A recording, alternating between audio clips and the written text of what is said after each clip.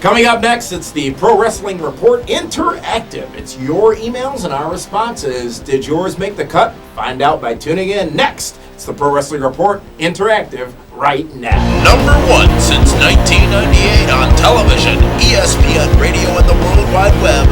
This is the Pro Wrestling Report with your hosts, the man they call Meathead, Frank Cosentino, and Damian Nelson. Professional wrestling news, opinion, and information from fans for fans. Welcome, ladies and gentlemen, to the Pro Wrestling Report Interactive. It's become a Wednesday wildfire. What don't you like making those faces? You like it? It's another Golden Girls moment. You want to touch Damian Nelson it, don't sitting you? alongside the man they call Meathead. It is Pro Wrestling Report Interactive, and it's all about your emails and comments and concerns. And thank you to all of you who have sent in your video responses and your videos that we will be sharing starting next week on PWR Interactive. All you need to do is upload a video to YouTube with your questions or comments for the show. We'll go ahead and roll them into the upcoming episodes of the Pro Wrestling Report Interactive, and you will be a part of this very program. Well, let's get right down to it, Meathead. First email comes from Darth Wiles. These are not the emails you wanted to read. Darth says this. Do you think that Edge and Christian will reunite as a tag team in 2010 to fight Big Show and Y2J? 2010? That's next year. ENC versus Jericho. 5-minute pose. Or run-in. No, I don't think it's going to happen against Jericho. I think eventually that ENC will be back together doing the 5-minute pose, or 5-second pose, excuse me. And it's not going to be against Jericho. I don't see Jericho making it past WrestleMania. Ooh, doubtful. I think they're going to go for a while. No. It's a great team. It's the premier tag team in WWE. That's exactly why it's going to fall. BJ Harris sends this in. He's from Stone Mountain, Georgia.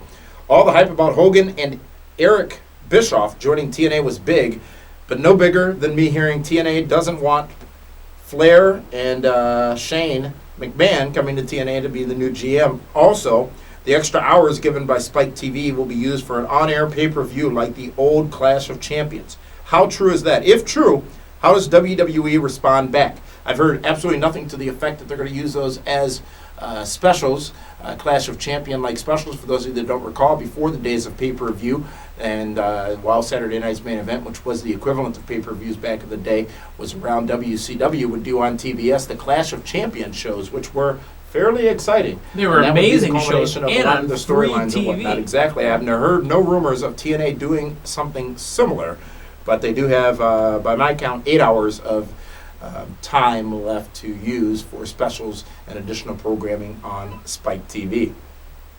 Glenn you didn't let me finish. I had a point to make too. Who said that they're not going to use Ric Flair? That's true. They never mentioned. I mean, I see. Octave is convinced that they will. I see it very unlikely that Shane McMahon will be in TNA. There's a lot of cloud over his departure from WWE, including some comments Stephanie McMahon made recently about he doesn't work here anymore, quite frankly. Was her response when asked what was going on with Shane. Yeah. That's when you release somebody, the line is, he's no longer with the company. I've always said he's also been promoted to customer. Glenn sends this in. What do you think of changing Night of Champions into another pay-per-view called something like Clash of the Champions? I actually like Night of Champions. Here's some examples. Have the Women's Champ versus the Divas Champion, the United States Champion versus the IC Champion, the World Champ versus WWE versus ECW, and for the Unified Tag Titles, have a tag team turmoil. I apologize for interrupting you, but that's what bragging rights is going to be. They should have the two against each other. Some other thoughts from Glenn as far as possible match types. Have the Royal Rumble winner versus the King of the Ring winner versus the Money in the Bank match winner. I'm sorry, that's just too much. Longest time in the Rumble versus shortest time in the Rumble. Slammy Battle Royal, all Slammy winners in the match. And all other matches that showcase winners versus winners, champions versus champions. I, for one, am a fan of this concept. Specifically as it pertains to World versus WWE versus ECW champ, that should be your main event at WrestleMania every year. No, because it's too much. How's it too much? Too much. Because then you have to remember who did this and who did that and put all the champions together. But at the end of the day, the winner makes the loser's belt looks less important than the winner's belt. That's the challenge with it. And that's why you don't do that. I'm glad that you're very creative. I'm glad that you've put so much thought into it. It's just not going to happen. But from a fan standpoint, it'd be great to see. And I think that showcasing some of these things would maybe be fun. twice. Just like from a fan standpoint, the WCW versus WWF pay-per-view invasion was what we wanted. WWF screwed it up. Oh, the pay-per-view was good. I wouldn't fault Invasion as a show. It could have been so much more. Could have been so much better. The show Invasion, better. how so? We've got all the talent. I mean, look at all the talent that was... Stone Cold turned heel. Yeah, RVD versus Jeff Hardy. Yeah. That was an epic show, Invasion. I was still one of the top 10 purchased pay-per-views of all time. Yeah, because it was what we thought it was going to be, and then it turned out to be not as much as what we thought. Down the road from there, yes. Yeah. Thank you very much for that email, Glenn. Next one comes from Tommy Rudd. Tommy Rudd, who says, I was listening to an old show, and you talked about what they're doing or not doing with Shelton Benjamin. This got me thinking about a couple of other guys, too, such as Matt Hardy and Christian. Do you think WWE is holding on to some guys because they're aware they'd most likely go to TNA? Let's see. Christian just came back from TNA, and they are doing something with Christian because he's in every ECW episode. He's usually the main event. He gets mic time. He's serving a purpose. He's doing his job. And if just you don't know what that purpose is, look at Sheamus and look at Yoshitatsu. Look at all the people he's put over younger talent. Yeah, and think of it this way. Christian is there to do his job. Just because he's not on the A show or the B show or whatever SmackDown or Raw are this week, because he's on ECW, it doesn't mean he's not doing his job. So Christian is getting paid, and he's on TV every week. And there's Christian merchandise. It's selling. Tommy goes on to say, also you pondered over who was better between Cena and Hogan at wrestling without an answer. I think it's Hogan because he worked at a time when you had to do a lot more with a lot less able opponents. So maybe Hogan had a disadvantage. I would tend to disagree with that. Hogan had a lot more talent to work with than we have in the business currently. And to your first point, WWE is going to be paying a lot more attention now to who departs the company because of Hulk Hogan's involvement with TNA Wrestling. They are going to do everything in their power to avoid another WCW, meaning whether it succeeds or fails, they're not going to just start throwing talent at TNA. If they were to do that, and they may because of their arrogance, then they're posing their own problem. John Connor sends this in. Whoa. Let me ask you a quick question before we go any further. Related to Sarah Connor? I don't know. Yeah, are we talking about the John Connor from the Terminator Chronicles? Or are we talking about John Connor from Terminator 2 or John Connor from Terminator 3? Can I ask what your favorite brand of WWE is and what is your favorite pay-per-view? For me personally, my favorite brand would have to be Armageddon, but it's gone now. It would have to be SmackDown, I would say. I think it's an overall better product. I thought you said pay-per-view. As far as pay-per-views go, I've always been a tremendous fan of the Royal Rumble, and I think that one will always hold near and dear to my heart because it is so spontaneous, and even when they louse it up by decreasing the intervals from 2 minutes or less, I still think it's a good show overall. And you've seen a lot of historic things happen at the Royal Rumble. Sure. You know, the Royal Rumble is a little funny to me. It is my favorite pay-per-view besides WrestleMania. But the Royal Rumble, they've really, as Damien would say, loused it up over the last handful of years because, you know what, you have the final 6 or the final 7, whatever it is, and it's all the main event guys, all the guys from either side of the mountain. Most times. All the guys from either side of the mountain. And it's either one side of the mountain or the other side of the mountain. You've got Sunday Brunch on this side, and you've got, the other side over here, and mix it up for a brother, would you please? Is it time to shake things up again? Please. Oh, and my favorite brand has got to be Raw, only because you don't know what's going to happen. It's not live. A tape show. It's a live They do show. it live. Adam Turek sends this in. Some time ago, I asked if you ever thought there would be a British World Heavyweight Champion in mainstream wrestling. Now that we have seen Desmond Wolfe, Drew McIntyre, and a possible return for DJ Gabriel, do you think this could change anything? And by the way, it's Desmond Wolfe, not Wolf. I don't think it will change anything. Let's see where these people go. But I think that it is certainly more likely now than at the time before when you inquired that we could see one of those men proceed towards a World Heavyweight Championship. I actually believe we're going to see a world champion on ECW from Britain. of English descent, and his name is William Regal. I think when he has his title match He does deserve it eventually for all the time he's put Tuesday in. where are they? Where's the show come from? Is it Sheffield? I think the show's in Raw, SmackDown, They're in the UK ECW next week. is in Sheffield. That's the time for Regal. It's time for Regal to go over. He's put in his time, as you just said. P.S. While Sheamus isn't from Britain, but still the UK, do you think he has that chance too? I think there's huge upside in Sheamus. I think that he's got an amazing presence. And I think if they continue utilizing him as a monster, I would liken to compare him to Brock Lesnar by sheer power and sheer intimidation factor initially being brought into WWE and being put in the mainstream. Yeah, but he can't go outside during the daytime. Brandon sends this in. How much power does Dixie Carter have? She is the boss, but I don't know if she is a wrestling fan or how much power she uses. It seems, mostly from the internet, that most power goes to the people managing the show. Let me tell you this, Brandon. Dixie is completely in charge of TNA Wrestling. She is the person making the calls, making the decisions. And she's the be-all, end-all. when talent is suspended, when I found this out a couple of weeks ago, I was actually quite impressed. She is the one making the calls, letting them know. You heard about a recent rash of suspensions, and she's in there. She's the HDIC. Head Dixie in charge. That's right. But as far as her wrestling background and experience, she comes from a musical background, so her experience is more along the lines of entertainment. She's got to be smart enough to put people who know wrestling around her, and she has done that with Hulk Hogan and Eric Bischoff, who are now going to be obviously working more closely with her. But let's Hogan not just talk about Bischoff, Hogan and Bischoff. Sure. I mean, let's go all the way back. I mean, she's had the guys like Dutch Mantel. She's had the Jeff Jarrett. She's had... Yeah, but at that time, though, it was more of Jeff Jarrett's show. I understand Dixie that, but was the business front of the there's company. still wrestling people. She's had wrestling people surrounding her the entire time. But ever since the Jeff Jarrett departure, Dixie has been much more involved in the product, not before his departure. Meaning it was, again, Jeff Jarrett was running the show. He was in charge of everything that was being presented on a wrestling front. Did she make decisions and make the call as to whether or not to sign somebody or what people might have been getting paid in contract situations and whatnot? Of course she did. But I think she's been much more involved now than she has been ever in the company. Sure. And I think she will learn a lot more. I don't think Dixie gets enough credit for her ability to manage a business. And that really is the number one thing you need. Look at ECW. That's why it folded. Paul Heyman was not the best at managing the business. Great creative mind, great talent, evaluator, but as far as financials, it just didn't happen for Paul. Exactly.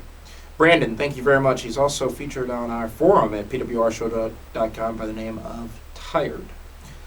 This next email comes from Dubai. This one's an interesting one. I flew from Dubai to the States to be a part of the Wrestlemania that Ric Flair retired on. And I was also fortunate enough to be a part of the Raw where he was given the biggest send-off in wrestling history. Having that said, and being a great Nature Boy fan all my life, I will say that if Flair decides to head off to TNA, I will lose all respect for the man because that move would mean to me as if he pissed all over the send-off that WWE gave him. And to me that would mean he just pissed all over that piece of history that I was a part of. We've had the same perspective, actually, Damien and I, because we sat in Orlando and watched WrestleMania 24. We sat in Orlando and watched the Raw afterwards and witnessed what we thought was history. And we've said it afterwards when Flair showed up, 2 months later on Raw? Mm-hmm. For the street fight. He pissed all over it. Abbas, I've got to say that I am right in line with you here, but Ric Flair's got some needs he needs to have met. He feels he should still be wrestling in the ring. WWE, in my mind, has been making a smart decision in keeping Flair out of the business, keeping Flair off TV. If you don't know, there was rumor of Flair coming in to be a SmackDown general manager for some time. That did not come to fruition. He is retired from in-ring activity. If he were to go to TNA, I would give you this opportunity. Think about or give it a chance and see what he actually does in TNA. I think the moment he steps back in the ring, it absolutely puts a black cloud over his send-off from WrestleMania 24. And, choose a little hole in my wrestling memory. It was something great that we experienced. We experienced an entire locker room, friends, alumni, all come out to send him off. It was so well done it was so picture perfect that you really shouldn't mess with it. And if you're Ric Flair, you shouldn't mess with it. And Ric Flair has said that he wouldn't step back in the ring unless he gets blessings. Ric Flair has financial needs right now that he needs to take care of. And we understand every person has a need and a right to be able to make a living doing something. But if this is all Ric Flair knows and can make a good living at, I'm torn. I want to say on one hand, go ahead and make your money, do what you got to do. But on the other hand, can't you do it without getting in the ring?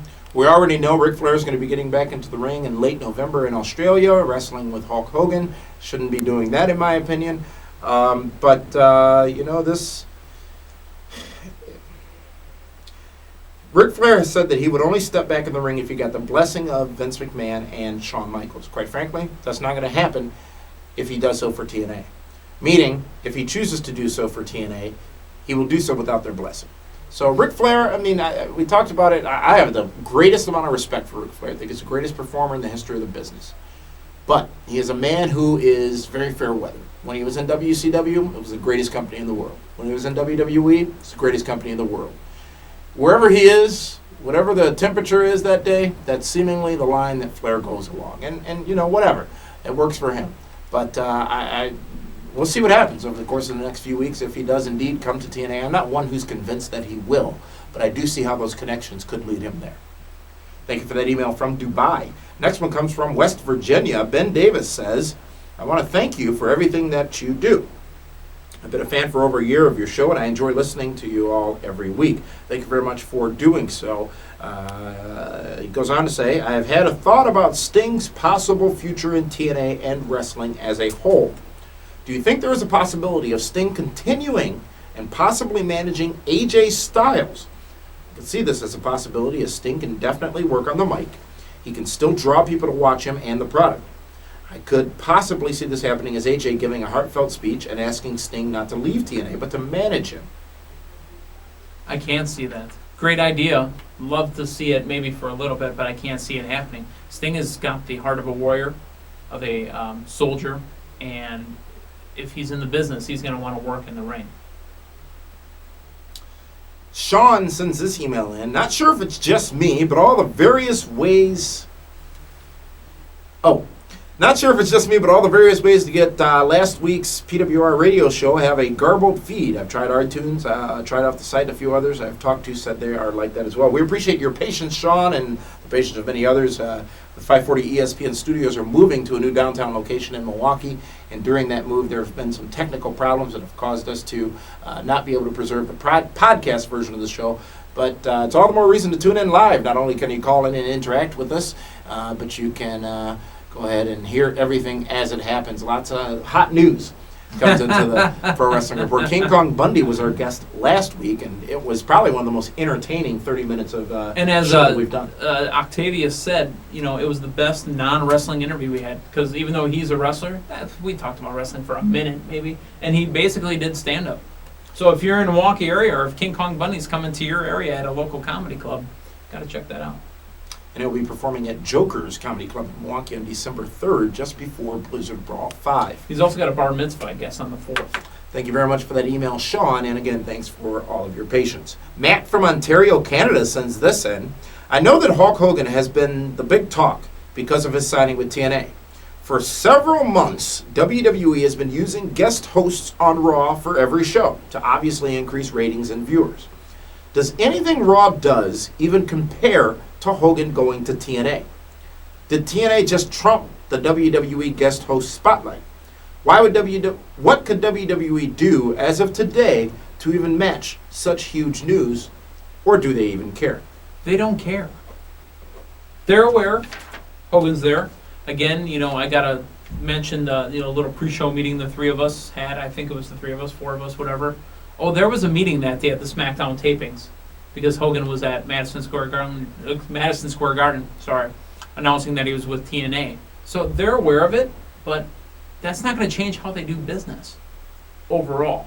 I mean, there might be a tweak here, a tweak there, as Damien mentioned earlier in the program, that they may not just be free to let talent go willy-nilly. and end up in TNA and start feeding TNA brand new, WWE made names. I don't think TNA trumped anything WWE has done. WWE is still the premier wrestling organization. It's going to take a long while for TNA, if they were to overtake WWE. I think that they certainly, as Meathead has said, WWE is certainly on notice that Hogan is part of TNA Wrestling, and they're going to be paying a lot more attention to that product. And they probably should. You got to be aware of your competition. You don't need to acknowledge your competition, but you got to be aware of them. And if WWE is not aware of what is going on over there, then they're putting themselves up for a potential fail situation. Thank you very much for that email, Matt. Mark Fitz sends in our final email of the day. Hey guys, love the show, subbed on YouTube, and that's very important. We have over 7,000 subscribers on YouTube, meaning as soon as we upload new episodes of the Pro Wrestling Report to our YouTube channel, you get instant notification, and you can go ahead and watch the program, be the first to know about it. So feel free to hit that yellow box and subscribe to the Pro Wrestling Report. I think it's over here somewhere. Right about in there. He goes on to say, I just want to know what you think WWE is going to do with Bryan Danielson when he debuts. If he debuts. The American Dragon. He's got a deal in principle, but nothing signed. Because apparently so did Nigel McGuinness. Who? Desmond Wolfe. Oh, thank you. Yeah. Or Wolfgang Mozart, or whatever Dave calls him. Here's what I hope they don't do. Put a stupid gimmick on him. However, it's usually when people are most successful. What about the debut this past ECW of Vance Bow and Arrow, or whatever his name was? Formerly Lance Wood of TNA Wrestling. What? It's Vance something. I can't remember his last name. Vance. Vance Refrigeration is what it should be. Bryan Danielson is at his core a great athlete, and at his core a mat technician. Well, he's real, and he is somebody who I don't think should be shrouded in gimmick.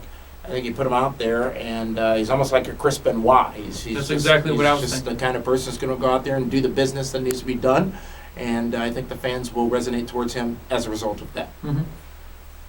Thank you for those emails. Again, if your email did not get read on air, you can go on over to pwrshow.com and visit our new Q&A section, which went up late last week, to see our answers to your email on there. Be sure to tune in to the Pro Wrestling. As a matter of fact, Pro Wrestling Report was on last night on 540 ESPN, and we hope to have had all those iTunes and iPod issues resolved.